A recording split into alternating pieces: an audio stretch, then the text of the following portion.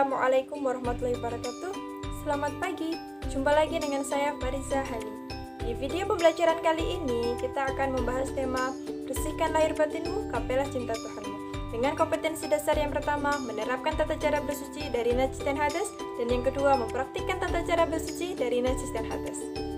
Indikator pencapaian kompetensi yang akan kita bahas adalah menjelaskan tata cara bersuci dari najis muhafafah, menjelaskan tata cara bersuci dari najis mutawasitah, menjelaskan tata cara bersuci dari najis mukhaladah, menjelaskan tata cara wudu, menjelaskan tata cara tayamum, menjelaskan tata cara mandi, dan menjelaskan tata cara menyamar.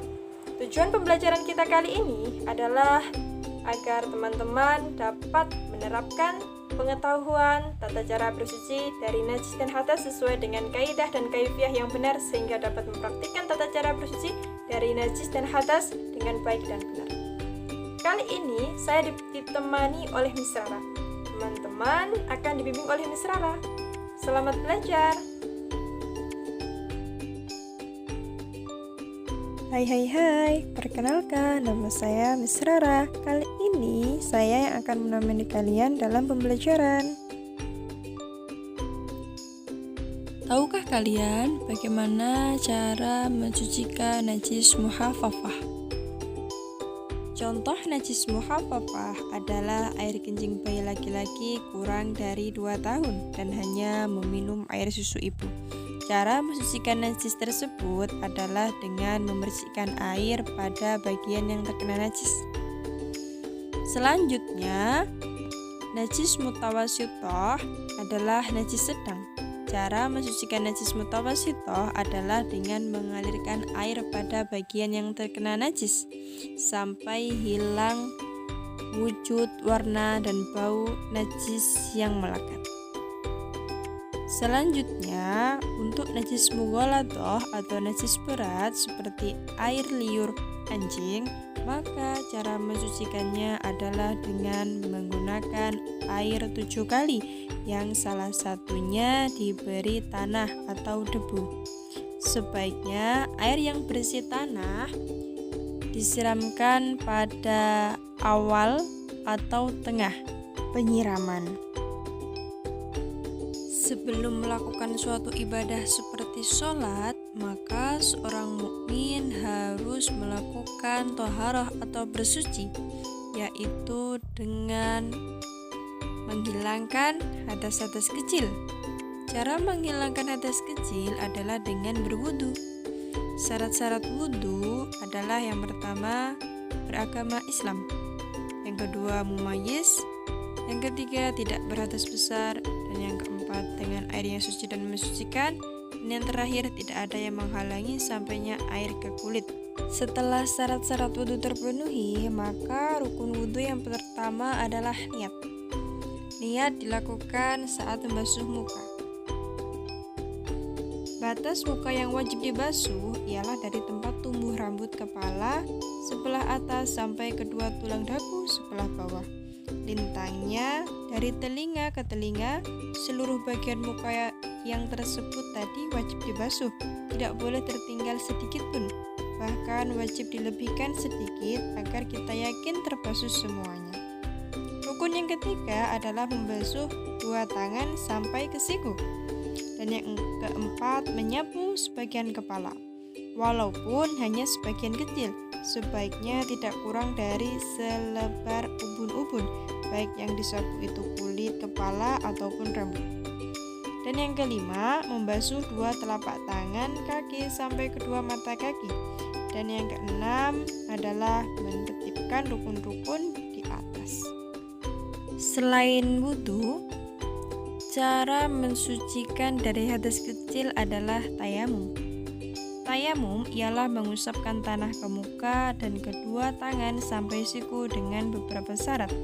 Tayamum adalah pengganti wudhu atau mandi sebagai rukhsah atau keringanan untuk orang yang tidak dapat memakai air karena beberapa halangan atau udzur, yaitu udzur karena sakit, karena dalam perjalanan, dan karena tidak ada air.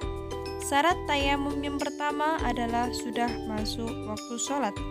Tayamum disyariatkan untuk orang yang terpaksa, sebelum masuk waktu sholat, ia belum terpaksa sebab sholat belum wajib atasnya ketika itu. Yang kedua, sudah diusahakan mencari air tetapi tidak dapat sedangkan waktu sudah masuk. Dan yang ketiga, dengan tanah yang suci dan berdebu.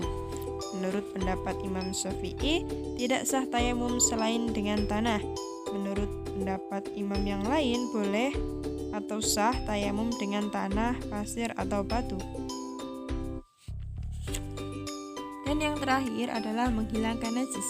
Berarti sebelum melakukan tayamum itu hendaklah ia bersih dari najis. Menurut pendapat sebagian ulama, tetapi menurut pendapat yang lain tidak. Selanjutnya, untuk menghilangkan hadas besar adalah dengan mandi. Fardu atau rukun mandi yang pertama adalah niat. Orang yang junub hendaklah berniat menyengaja menghilangkan hadas junubnya. Perempuan yang baru habis selesai haid atau nifas hendaklah berniat menghilangkan hadas kotorannya. Lalu yang kedua, mengalirkan air ke seluruh badan.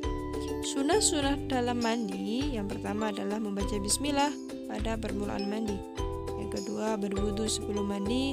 Yang ketiga, menggosok-gosok seluruh badan dengan tangan. Dan yang keempat, mendahulukan yang kanan daripada yang kiri. Serta yang terakhir adalah berturut-turut.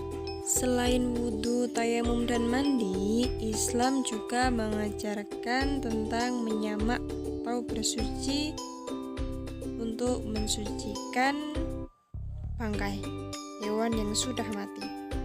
Berbicara mengenai bangkai dari hewan yang sudah mati, banyak dari kita yang mendefinisikan sebagai sesuatu benda yang najis. Hal ini senada dengan firman Allah tentang keharaman memakan bangkai atau hewan yang disembelih tanpa menyebut nama Allah. Kendati demikian, bukan berarti seluruh bagian dari bangkai hanya bisa dibuang sia-sia.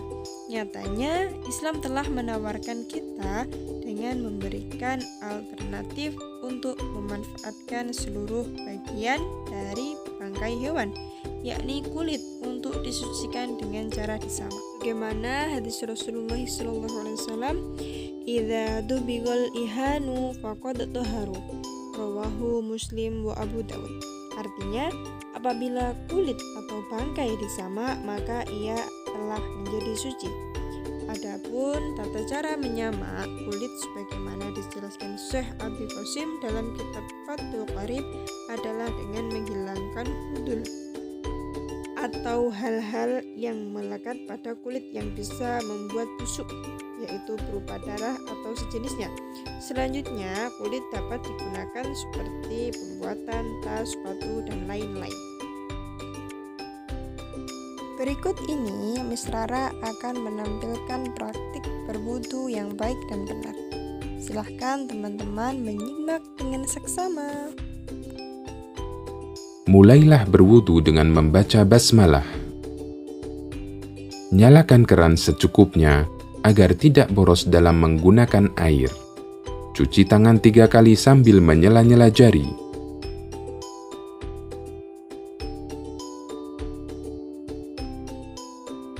Lalu berkumur sekaligus menghirup air ke dalam hidung dengan 1 cidukan tangan.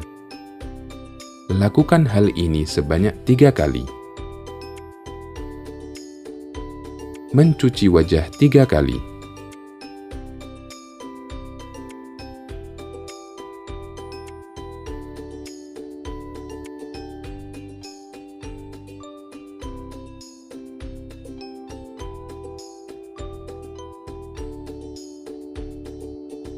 Cuci tangan sampai sedikit di atas siku 3 kali sambil menyela-nyela jari.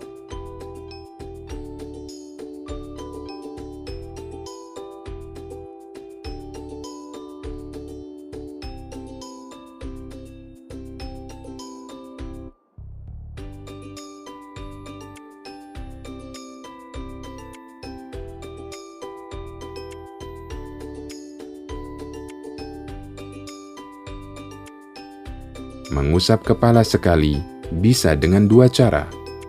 Yang pertama, setelah mencuci tangan, langsung mengusap kepala tanpa mengambil air yang baru. Yang kedua, mengambil air yang baru, kemudian dibuang, lalu digunakan untuk mengusap kepala.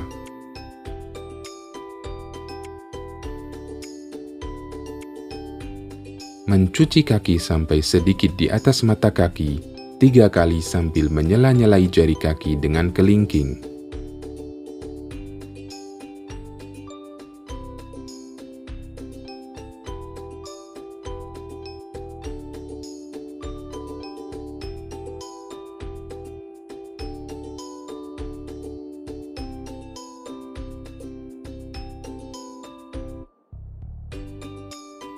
Berdoa setelah wudhu tanpa mengangkat tangan. Asyhadu an la ilaha illallah wahdahu la syarikalah wa asyhadu anna Muhammadan abduhu wa rasuluh. Allahumma ja'alni minat tawabin waj'alni minal mutatahhirin. Cukup sekian yang dapat Miss Rara sampaikan, kurangnya mohon maaf. Assalamualaikum warahmatullahi wabarakatuh.